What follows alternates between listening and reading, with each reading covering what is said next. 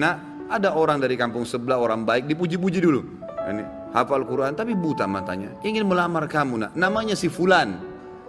Kaget si ayahnya perempuan, satu perempuan bilang saya terima lamarannya ayah. Selama ini nolak terus ini. Orang datang bolak-balik yang sudah gagah, yang sudah kaya, yang pintar ditolak semua. Anak perempuan tidak mau. Langsung kata ayahnya, kok bisa? Kau belum lihat dia nak? Dia buta. Dia bilang enggak ayah. Tadi malam saya mimpi bahwasanya besok akan datang jodohmu laki-laki bernama Fulan dari kampung sebelah, matanya buta tapi hafal Quran, terima lamarannya, dia akan membahagiakan kamu. Caranya Allah subhanahu wa ta'ala. Kisah yang lain seorang salaful ummah dari tabi'in yang masyhur, tapi ini mohon maaf saya tidak terlintas namanya sekarang.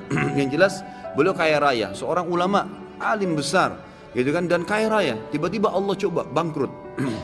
Kafilah dia, karavan dia yang pergi berdagang itu dirampok oleh orang, habis semua dagangannya.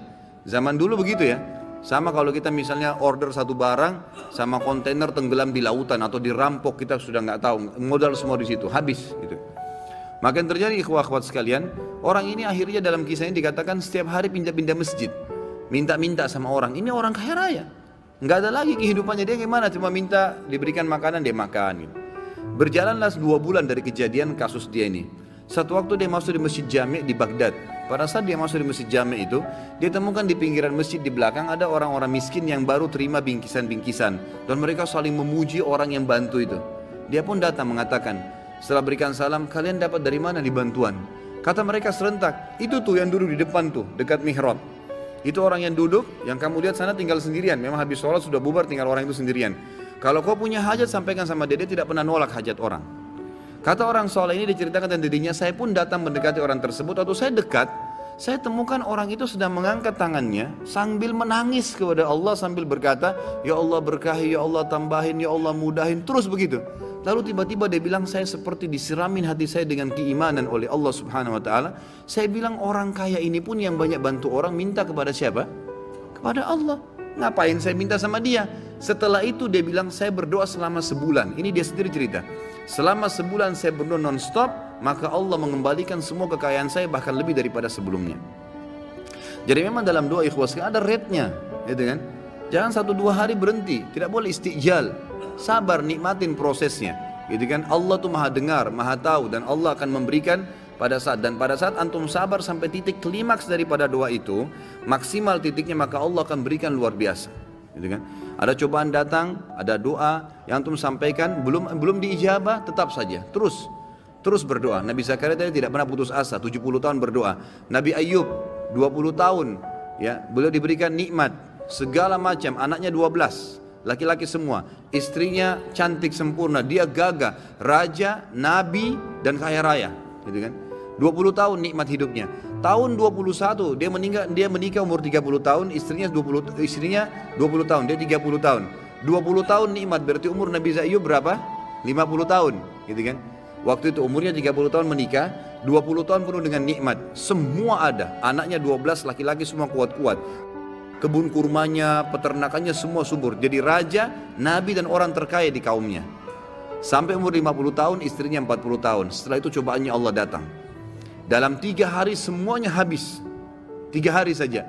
Hari pertama di umur 51 tahunnya, Allah SWT datangkan penyakit kusta buat dia, sehingga menular, dan tidak ada orang yang berani dekat dengan dia sampai kaumnya tinggalkan. Semua yang tinggal cuma istrinya.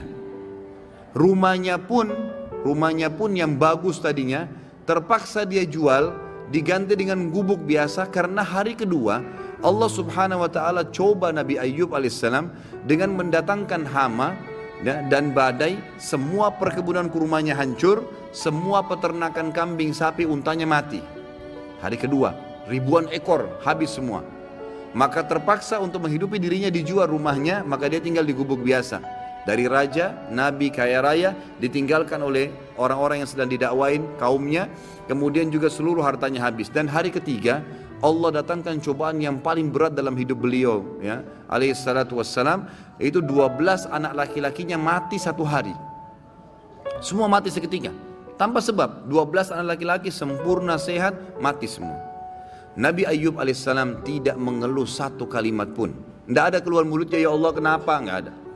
Subhanallah, kita baru banjir sedikit sudah satu kampung semua tahu, satu dunia tahu Indonesia banjir. Ini tidak mengeluh sedikit pun, satu kalimat pun tidak diucapkan sama dia. Istrinya pun hidup sama dia sampai 18 tahun.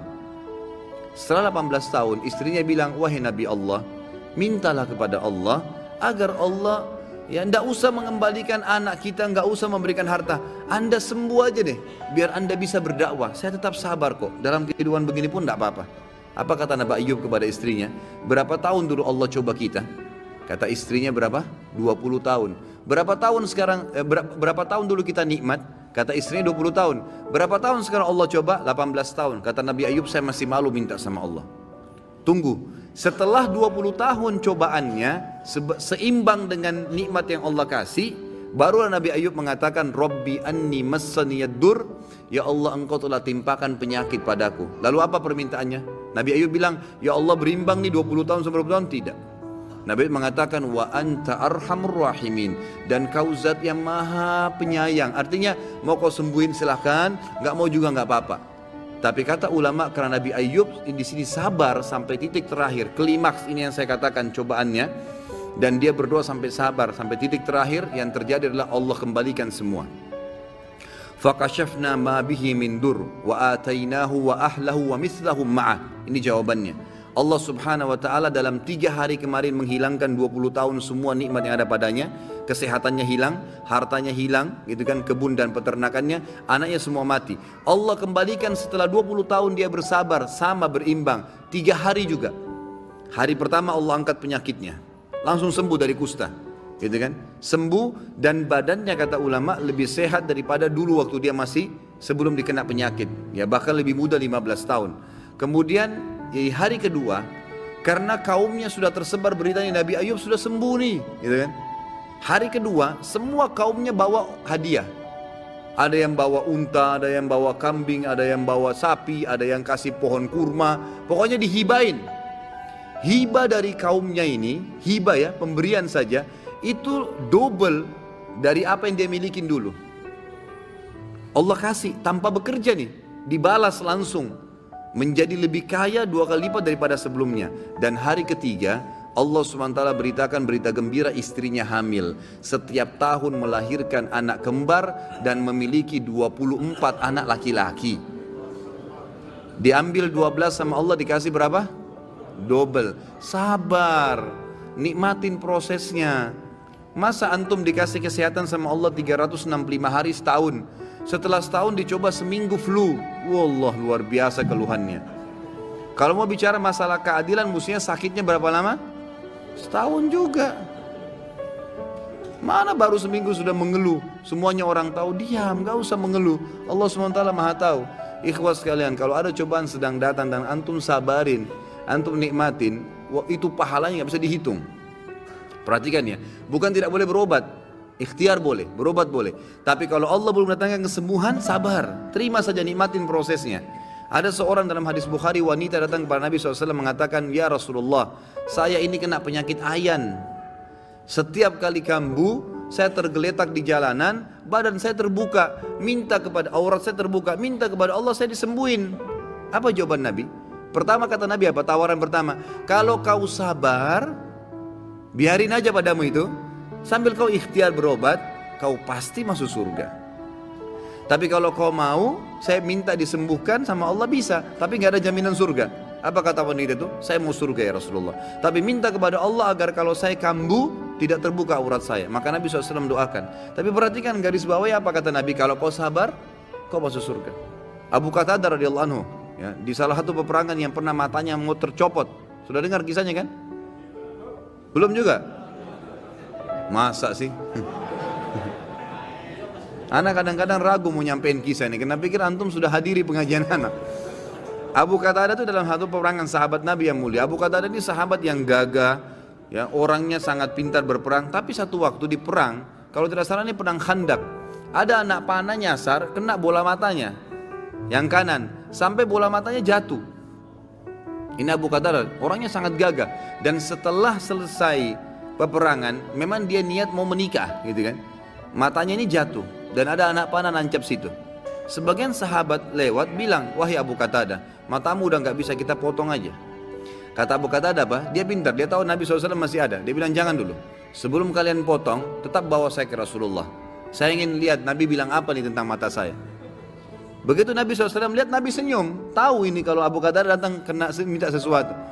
Abu Qatadah langsung, Nabi SAW langsung mengatakan, wahai Abu Qatadah, kalau kau sabar dengan tanpa mata nih, dipotong, tanpa mata, pasti kau masuk surga. Cobaan ini akan membawa kau masuk surga. Ya karena matamu jatuh di jalan Allah nih, gitu kan. Tapi kalau kau mau minta saya sembuhkan, saya minta sembuhkan, tapi tanpa ada jaminan surga. Abu Qatadah diam sebentar, sejenak. Ini kalau saya tanpa mata masuk surga, tapi nggak ada matanya satu. Ini mau nikah setelah perang, gitu kan. Kemudian tapi kalau saya minta disembuhin sembuh, tapi nggak ada surga. Abu Qatadah tundukkan kepala lalu berkata, ya Rasulullah, doakan kepada Allah agar disembuhkan mata saya dan saya juga minta surga. Gitu kan. Dan ini hadis Bukhari, hadis sahih riwayat Bukhari. Ini menandakan memang apa?